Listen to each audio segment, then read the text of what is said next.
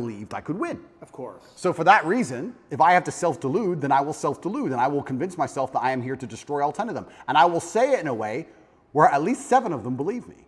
And that's the most important part sometimes about all of this self-delusion, is that a lot of other people start to believe what you say. And I'm not saying that I say bad things. If a man were to sit in front of you and say, I can rip your head off with my little finger, and he said it in the right terms, and he truly believed it in his heart, you wouldn't want him to try. As ridiculous as that sounds, you'd be like, he's kind of big, maybe. You know, it crosses your mind. So I think that, yeah, I have psychoanalyzed myself, even though I'm not officially, certified. And I've decided that I can't stop bad things from happening to me. So instead, I'm going to enjoy bad things happening to me. And I'm going to build a mindset that makes me fearsome enough to succeed regardless of how stacked the odds are against me. Yeah. And I appreciate your mindset, and it's well thought out, and it's useful to you. And so I'm just pushing up against the places where I think there might be contradictions. And I like to hear it. Yeah. I like to hear it. But like I said right now, I'm not a coward. And I want to make this very clear. I'm not a coward. I don't care if I don't sleep again for the rest of my life. I refuse to take any fucking pill, and I refuse to sit and have my mind altered by anything I do not control. I don't care if I have nightmares for the rest of human time. Right. As long as I'm in charge of my mind, I'm in charge of my life. If God decides that I don't need nightmares anymore, I'll fathom out how to stop it.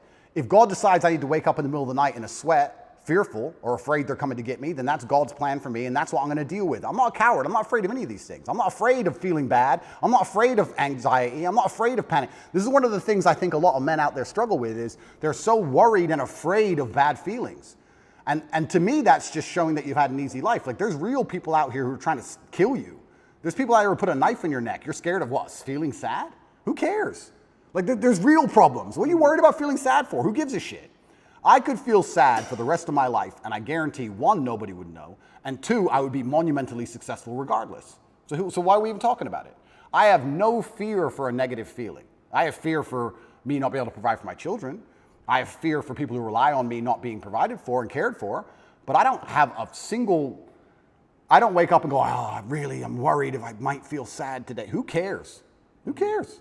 I can be happy or sad on the same day. Nobody notices, and the same things get done. The exact same amount of work gets done. Nothing changes. How are you making sense of what's happening to you? Is it God's will? Is it a co-creation? In some way, did you co-create this? Oh, no. Or are you just like a victim of the Matrix? No, I'm not a victim. So absolutely everything is, I believe. In some way you're a victim. Completely, but I believe in self-accountability. Sure. I could have prevented this. Well, how did you co-create this? If let's presuppose you did. I created this by being monumentally successful. Right. There's no light without dark.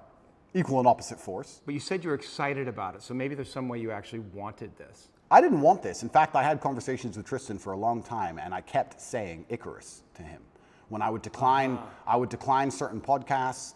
I would decline meeting certain famous people. I would decline talking about politics. I would decline things, and I would keep saying Icarus. And he would say, why are you doing this? And I just reply, Icarus. Because I knew if I got too big that they were going to come for me. I knew that. So I tried to balance it, and I felt like I did a pretty good job, but unfortunately I got it a little bit wrong.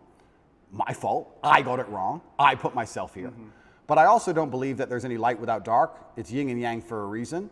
I don't think that I can just become the most Googled man on the planet and become monumentally successful and make hundreds of millions of dollars and nothing bad's going to come from it. I think that would be hubris. You just used the word hubris. It's a fantastic word. I think it would be stupid for me to sit there and go, I should be able to do all of this good and have a fantastic life, and there's going to be no repercussion in any form.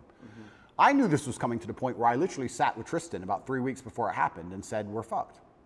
So why did it happen? It happened because I became monumentally successful and I became monumentally influential, and the world is a battlefield. You did create it. In some way, you co-created it. Like you knew this was going to happen, and so there may be some way unconsciously you wanted it to happen. Like if you're on this hero's journey and you're living this big life and you have a big vision for yourself. I mean, you bring up guys like Genghis Khan, and I think that's kind of appropriate because in another era you probably would have been one of those cats, right?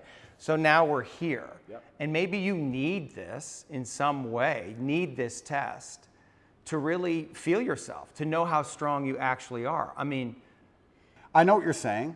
I don't think I need the test. I do feel like I need to tell the truth. I do feel like what's the truth? The truth is, well, The truth about the Matrix? Yeah, lies? what I believe.